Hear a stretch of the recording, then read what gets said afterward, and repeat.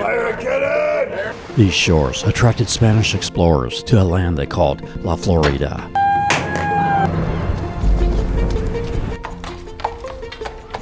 Today, over 500 years later, the beaches, the waters, the attractions and lights continue to attract those looking for a unique getaway. It's one of these places you're lucky to find. Join us as we go back in time. Let him run! And sail away to the nation's oldest city on Florida's first coast, St. Augustine.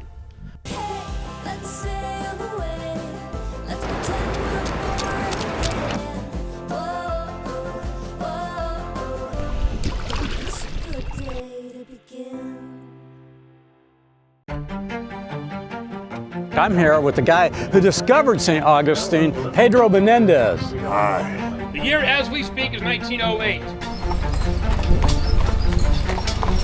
What makes St. Augustine a great getaway is variety, from gorgeous beaches and nature to the brick-laid streets of downtown.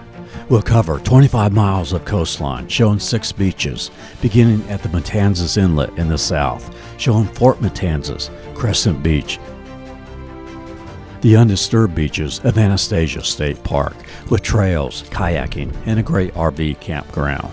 Show the wildlife inside Alligator Farm. The St. Augustine Lighthouse, north of St. Augustine Inlet, will take you to Vilano Beach, showing Porpoise Point, which you can drive along the ocean waves, as well as a couple of other beaches. We'll take you on 3 boat tours, the Schooner Freedom, ride the furry Catamaran,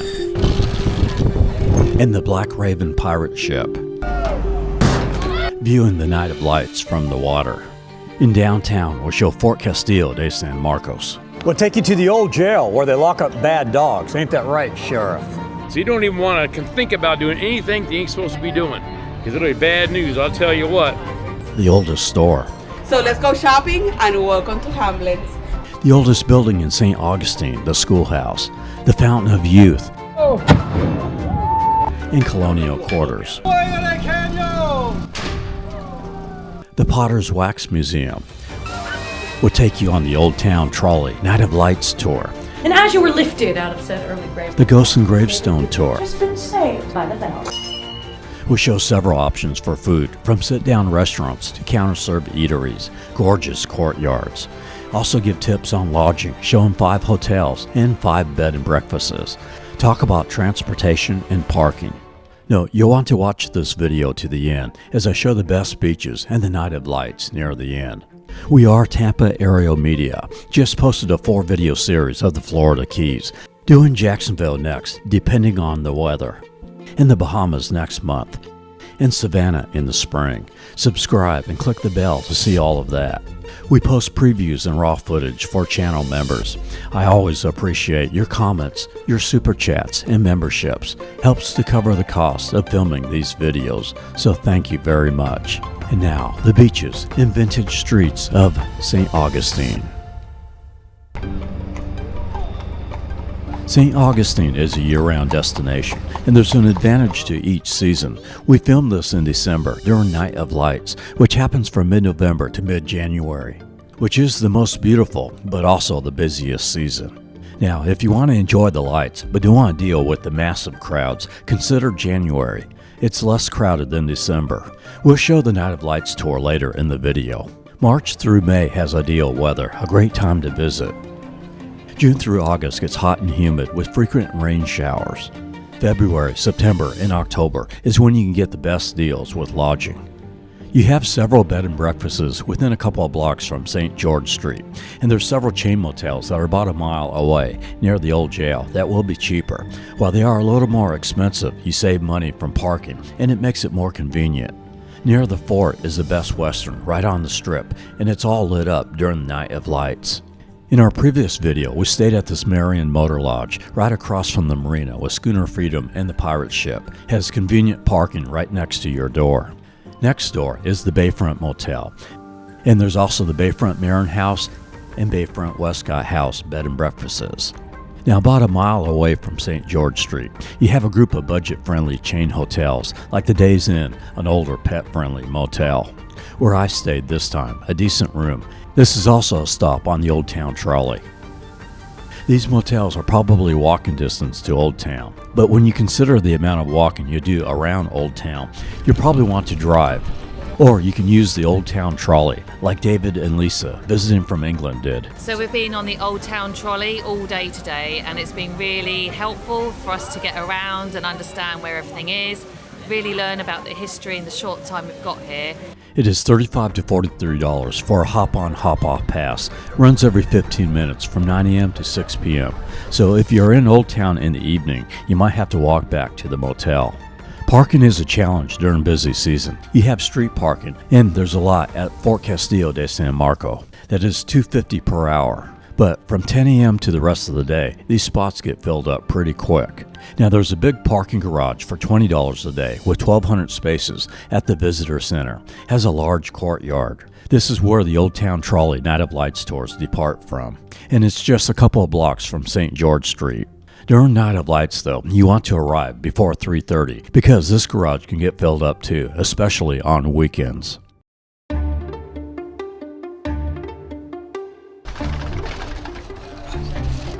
In 1513, it was Spanish explorer Ponce de Leon who first landed in what he thought was just an island.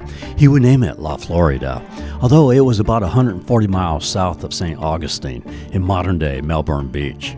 Was he searching for a fountain of youth? Well, that's debatable, but Spanish sources say the Indians of the Caribbean spoke of a magic fountain and rejuvenating river that existed somewhere north of Cuba. You can visit St. Augustine's Fountain of Youth Park, located next to the old jail. It is $22 for adults, $10 for children 6 to 12. Here there's the Discovery Globe that shows narrated voyages of the Spanish explorers. There's live historical demonstrations.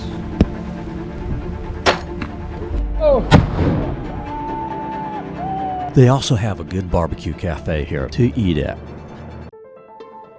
St. Augustine's history, though, begins here, 13 miles south of downtown, at the Matanzas Inlet.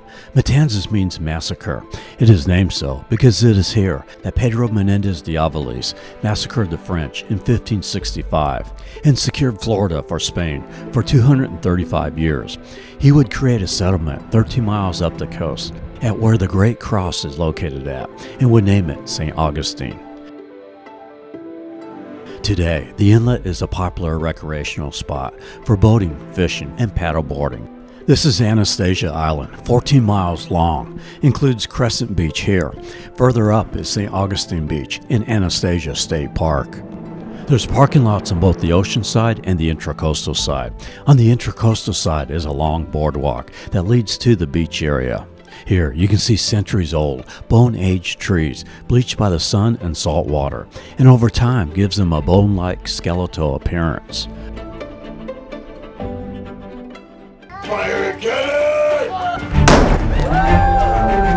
Following St. Augustine's founding, pirates began to raid the settlement, and in 1586, a British pirate, Sir Francis Drake, destroyed much of the town. Today, you can ride the Black Raven pirate ship across the Lions Bridge and into the St. Augustine Inlet and around Vilano Point.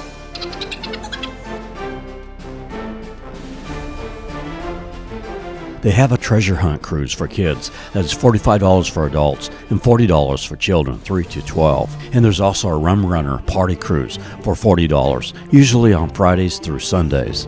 This is for those 21 and up. I'm on the Tropical Sunset Cruise, which is geared for both adults and children. It is $40 for adults, $35 for children.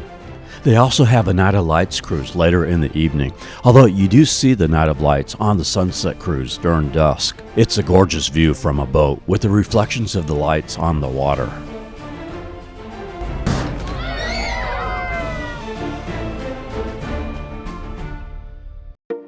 Now back to near the Matanzas Inlet. Due to the pirates raiding the new settlement, the Spanish began to build military forts.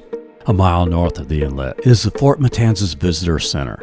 Gorgeous trees and picnic area around the parking lot here. It is here that you can board a free ferry to Fort Matanzas, which is a 5-minute boat ride on the opposite side of the Intracoastal Waterway. This ferry runs on the bottom of the hour from 9:30 to 3:30 every day except Tuesdays and Wednesdays. This fort was built to protect St. Augustine from the south, and before that, Fort Castillo de San Marcos was built to protect this new Spanish settlement and the Atlantic trade route. Constructed between 1672 and 1695, makes this the oldest masonry fort in the continental U.S. It is $15 to enter the fort, or being a national park, it's included in the America the Beautiful Pass. There are musket and cannon demonstrations on most weekends at the bottom of the hour from 10:30 to 3:30. Across the street from the fort is Colonial Quarters, where you can take a living history tour, see what life was like in St. Augustine after it was founded. It is $13 for adults and $7 for children. You can see a replica 18th century home, a working blacksmith shop, and interactive exhibits from the 16th to 18th centuries.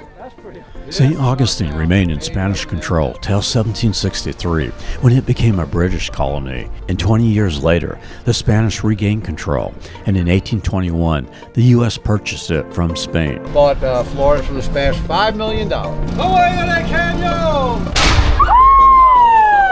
And there's a British-style vintage pub, the Bull and Crown, offering food and a Scottish tenant's lager for a true colonial experience. There's also an 18th century-style Spanish tavern, Taberna del Caballo. And in this colonial-style shack, there's the Crucial Coffee Cafe with espressos, lattes, hot chocolate, pastries, and baked goods with a little courtyard. Next door, what used to be Ancient City Brewing is now a gourmet garden Indian restaurant. On St. George Street, built in 1716, this schoolhouse is considered the city's oldest surviving wooden structure. You can go inside. It is $8 for adults and $6 for children 6 to 12. There's a short 10-minute animatronic demonstration. This is the oldest wooden structure in St. Augustine. All right, let's take you to the beaches, and we'll pick up our history tour in the early 1900s in a bit. 10 miles south of downtown is Crescent Beach. There's no concessions, but full facilities with restrooms. Has an ADA accessible crossover to the beach.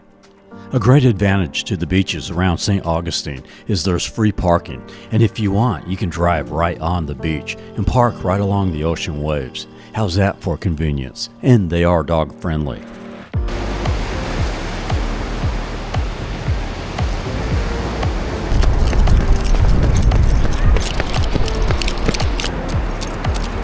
A look up the Matanzas River and the Crescent Beach Bridge. 5 miles up the coast is St. Augustine Beach, about 5 miles south of downtown. This is Ocean Hammock Beach Park, a long boardwalk through wetlands, and a 5-minute walk to the beach. You can also access the beach in a car another mile up A1A on A Street. There's the Beachcomber Seafood Restaurant here. And there's also a good counter-serve eatery, a local favorite, Stir It Up, for sandwiches, burritos, and smoothies, and they are very dog-friendly. On the north part of Anastasia Island is Anastasia State Park. It is $8 per vehicle for up to 8 people, or $4 for a single occupant. At the beach parking area, you have super long boardwalks crossing over the dunes to the undisturbed beach. Dogs are not allowed on this beach. You'll find lots of wildlife here.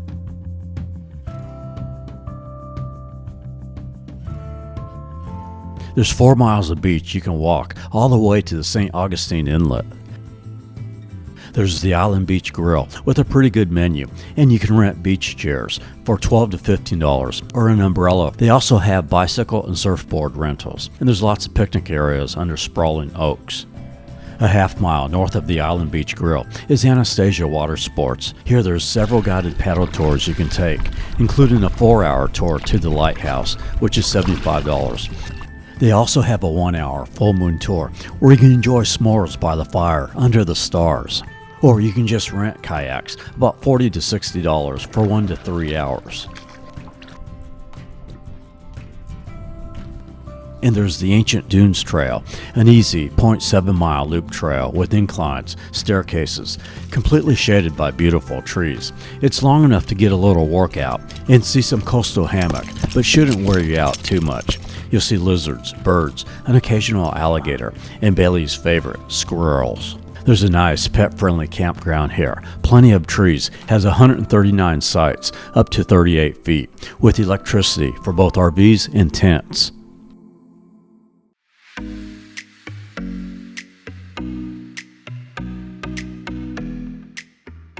Near the lighthouse is the St. Augustine Alligator Farm. It is $37 for adults, $22 for children 3 to 11. Those in wheelchairs get about half off admission. As well as lots of alligators, they have several animals and birds here, among them a ring-tailed lemur.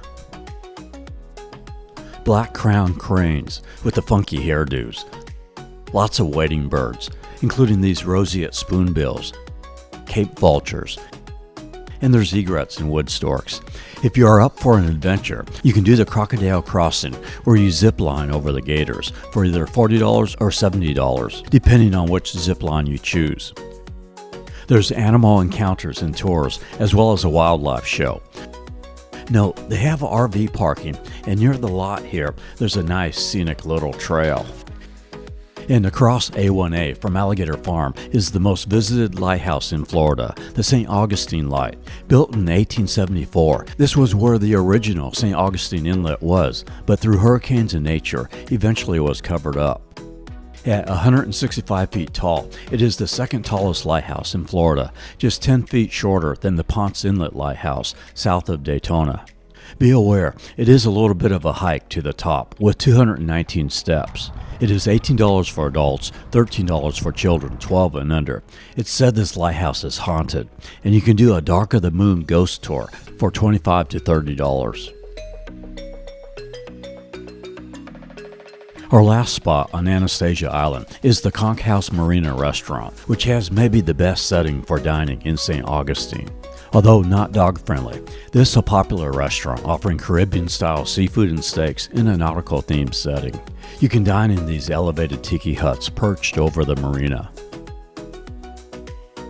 This, as well as the marina resort here, is owned by the Ponce family, and yes, they are distant relatives of Ponce de Leon. This Conch House Lounge Tiki Bar, built in 1976, sits out 300 feet over the water. A look at the marina, and you can see Old Town and the Lions Bridge way off in the distance there. Now we head back over the Lions Bridge and take you back to the late 1800s and turn of the century in St. Augustine. It was during the Civil War era that blockade runners by the Union Navy blocked Confederate ports. You can ride a replica of those 19th century blockade runners, the Schooner Freedom. Let him run! A 76-foot double-masted topsail schooner. It is the only schooner charter vessel between Charleston and Key West. You see how the crew works to operate these genuine gaff-rigged sails. I'm doing a day sail here that is $45 for adults, $35 for children 16 and under for a 2-hour sail. We did this on a cold day. The crew was fantastic, serving us hot chocolate to keep us warm and giving blankets to the Florida passengers not used to the cold. Like the pirate ship, they have a sunset tour where you can see the night of lights from the water. And they also have a full moon sail that is $55 per person, includes complimentary refreshments. It is totally worth it, something you have to do in your St. Augustine getaway. And if you're looking for dinner after a boat tour, across the street from the marina is O.C. White's Seafood and Spirits with a nice lighted courtyard. See, I told you in Key West that we'd see you again. I got a question to ask you, though. Are your trains dog-friendly? In our Florida Keys series, we showed how Henry Flagler built his amazing railroad to Key West. 1885, a man by the name of Henry Flagler arrived, and within a few years he made this city come alive with prosperity, building grand hotels and churches. In 1888, 3 grand hotels would open. The first was the Hotel Ponce de Leon, also known as the Ponce, designed in a Spanish colonial revival style. Today, it is the Flagler College. You can take a historical tour of this building for $20. Later, in 1888, Flagler also built the Hotel Alcazar. Across the street, had the world's largest indoor swimming pool. It closed in 1931 and became the Lightner Museum, which you can visit. It's $19 for adults. Children 11 and under are free. Really gorgeous at night. Next to the Lightner Museum is the Casa Monica Resort and Spa. This also opened in 1888. was built by a native Bostonian, but was sold to Flagler 4 months after opening. This hotel is still operating today. It's a Marriott Autograph Collection hotel.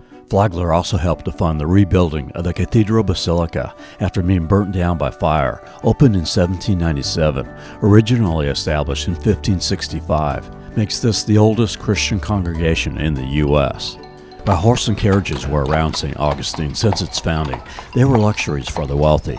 They became much more common in the late 1880s as a primary means of transportation, as Flagler brought tourists to the area, until Henry Ford's automobile. Today, they are a tourist attraction. It is generally around $100 for 4 people for a 45-minute ride. But during Night of Lights, you can expect them to range around $200 or $250 for larger carriages for 6 to 7 people. You board them here along Avenida Menendez. Henry, for all of his smarts and all of his money, built that fancy hotel right across the street from where the jail used to be. When these hotels opened, there used to be an old jail next to them.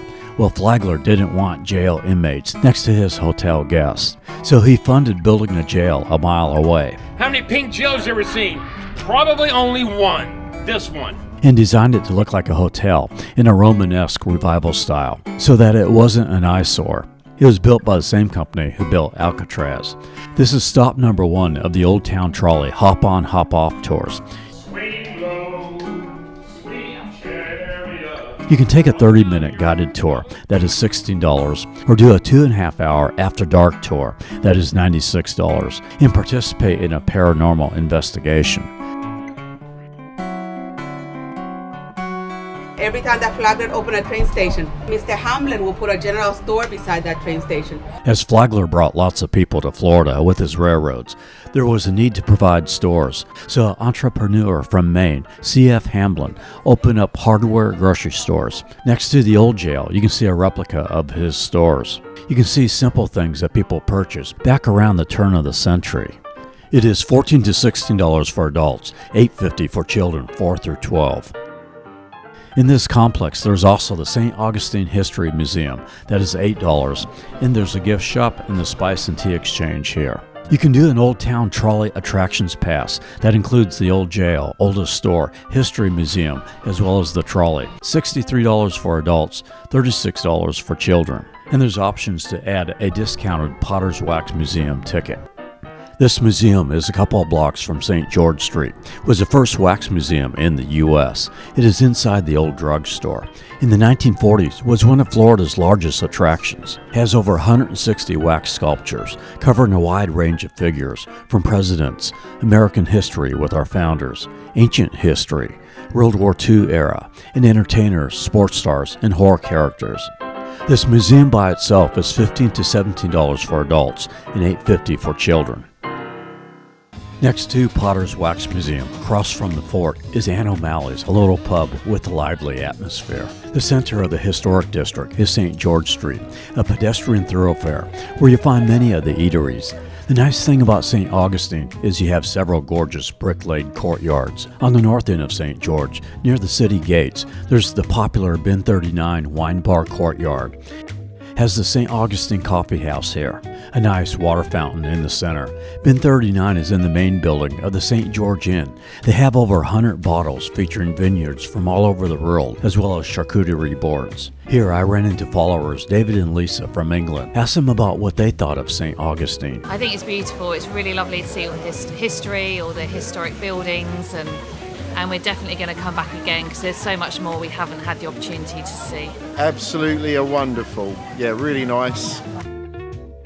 On the other side of St. George Street, another nice courtyard has City Gate Spirits with a tasting room for whiskey, moonshine, and rum. Also City Perks Coffee. And there's the Milltop Tavern in a converted mill, serves house-made pub food and drinks in a second-floor open-air dining room with live music. And you can go back to the 1920s in Prohibition Kitchen, a gourmet pub grub, and a retro chic dining room with live music. Speaking of the 1920s, it was in 1927 that the First National Bank of St. Augustine was built, the city's first skyscrapers. Today it's a popular event space called Treasury on the Plaza. There's Ben's Pretzels with homemade giant Amish-style soft pretzels. They have a gorgeous courtyard. So that is a pretzel dog. There's also Auntie Anne's in Cinnabon next to Pierre's Pub in another courtyard with live music. In the historical district, there's lots of good sit-down restaurants, but could be a few more counter-serve eateries. As a result, some of them, like Grandma's New York-style pizza, has lines out the door during busy season. You do have the Seafood Company next to Colonial Quarter, and there's DJ's Clam Shack with a nice courtyard, a casual eatery with fried seafood, lobster rolls, and clams. I'm having fish tacos and sweet potato fries. For breakfast or desserts, there's Whip's Waffle Company, an 1800s-style kitchen eatery. I'm having a homestead breakfast for about $15. Some other notable eateries are the Florida Cracker Cafe, Mojo Barbecue, Beck Island Cafe with a lighted courtyard, and for fine dining, the Columbia Restaurant, a sister restaurant of Tampa's Columbia Restaurant. For desserts, try Whetstone's chocolates with candies on one side and gelatos on the other side. Also, Hippo's Gourmet Ice Pops. And a couple of blocks off of St. George Street is Bar Harbor Cheesecake Company with fine chocolates and wine tastings. Before we bring you to the Night of Lights tour, I have a couple more beaches and a boat tour to show you. We head over the Vilano Bridge. You see the Vilano Pier there. That is where we are headed to, but first I'll stop at Publix grocery store.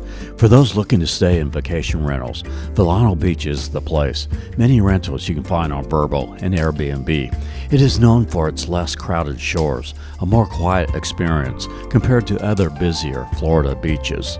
So you need a good grocery store, and Publix is great because they have lots of prepared foods and also a really great deli where I picked up a sandwich, taking it out to the Art Deco style Vilano Pier, having a turkey spinach wrap, sitting on the dock of the bay, wasting time before my next boat ride. This pier on the Tolomano River is known to be one of the best spots to fish in St. Augustine. They have fishing tournaments and festivals here. The Vilano Beach Artisan Market happens on the third Saturday of every month. You can also rent jet skis or boats, or take a boat tour. You board right here at the beach's restaurant. This time we are hopping on a catamaran. We showed Fury in our Key West video. Well, they are also here in St. Augustine. That is Vilano Point Beach. So this whole area was kind of encompassed by nothing more than sand. They have the kids help pull up the sails. I'm on the Dolphin Watch and Historical Harbor Tour, which is $34 for adults, $26 for children, 4 to 10. They also have a live music sunset sale that is $55 for adults, $30 for children. Includes complimentary beer, wine, soda, margaritas, champagne, and snacks. And there's also a sunset champagne cruise on a smaller vessel, a little cheaper. And of course, a Night of Lights cruise. I like this type of a catamaran where you have a large front deck. Just gives you a feeling of being right on the water. This tour also takes you by the lighthouse. The Atlantic bottlenose dolphins reside in these waters year-round.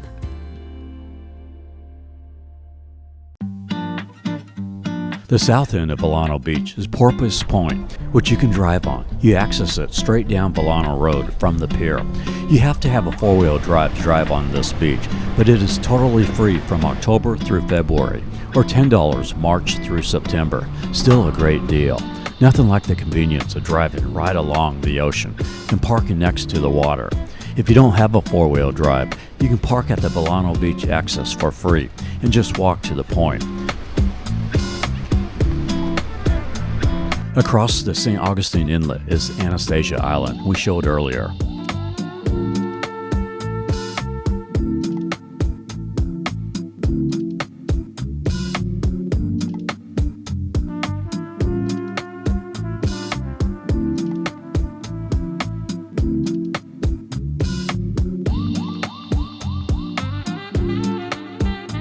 This is also a decent place to surf with the inlet currents.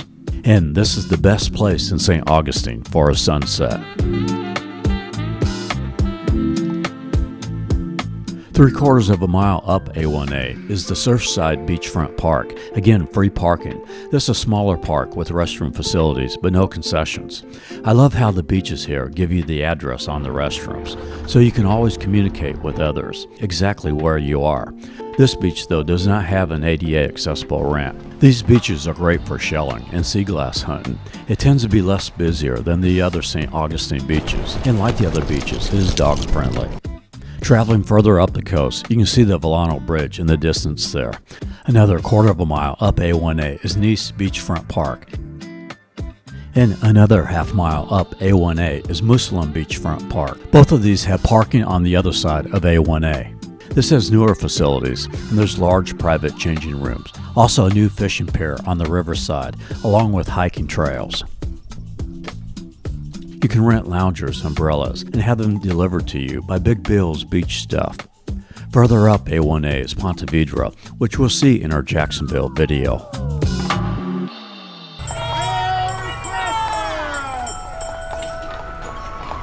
From mid-November to the second week of January, as the sun goes down, over 20 blocks of St. Augustine are lit up with over 3 million sparkling white lights. This tradition was inspired by the Spanish. They would display lit candles on windowsills, welcoming travelers to symbolize making room for Jesus. St. Augustine took this to a whole new level in 1993, and it gets bigger every year. Even since our video 4 years ago, it's grown with more lights. Now, the best way to experience this is on an Old Town Trolley Night of Lights tour. It begins at the Visitor Center. I have to be honest, before I took this tour, I was thinking, what's the big deal? I mean, you can walk around and see the lights, right? But it is a whole different experience being on a trolley. Christmas music is playing and people are singing.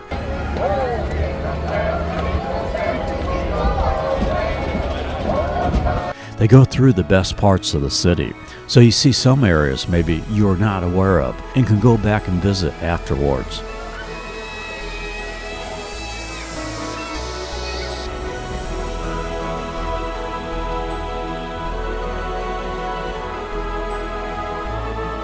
It is about $80 to $100 with the taxes, depending on the date, for the whole row. So that's not bad, considering your whole family can probably fit in a row.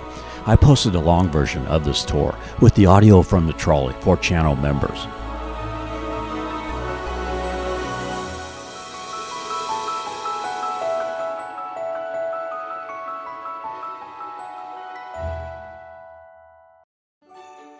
There is also the Christmas market that is on the grounds of Colonial Quarter. You enter it at 33 George Street.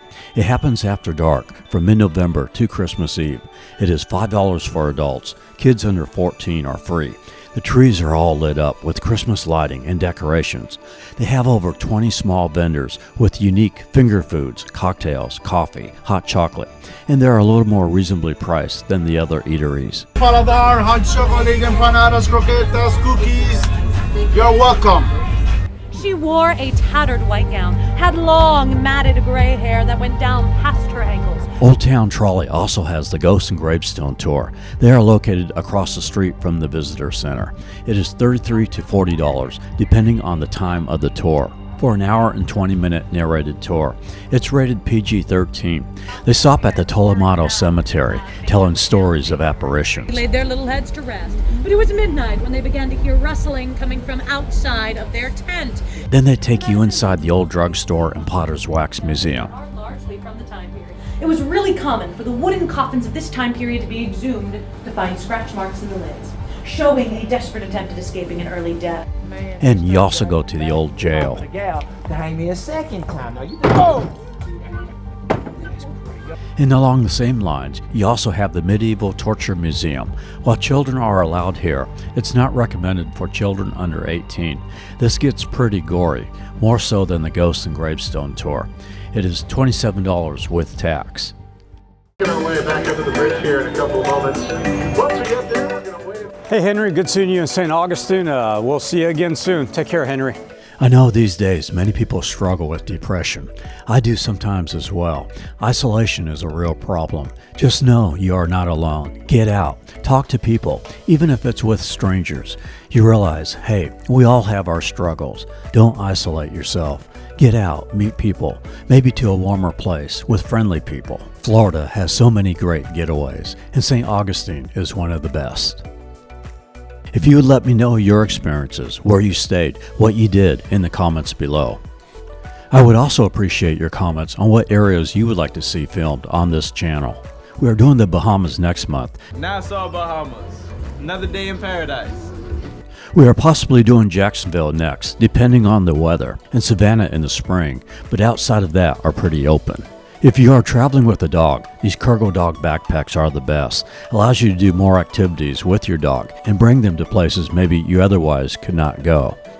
I've also been using more DJI Action 5 cameras instead of GoPro because 1, they are better in low light, and 2, it is so easy to hook up the DJI cordless mics to them, so for me, much better than GoPro. It's a gorgeous city you created here in St. Augustine, but it's back to Tampa for us. Maybe your buddy Henry Plant could build a railroad down the coastline there. What do you think? Sometimes these videos get expensive to film, and you using our product links, as well as your memberships and super chats, helps me to pay for some of the expenses, and so encouraging to me as I battle the challenges of being a full-time YouTuber. Bailey, heel. No, stop. Bailey. No. Alrighty, my friends, you can fill in all the way to the prosthetic leg in the corner.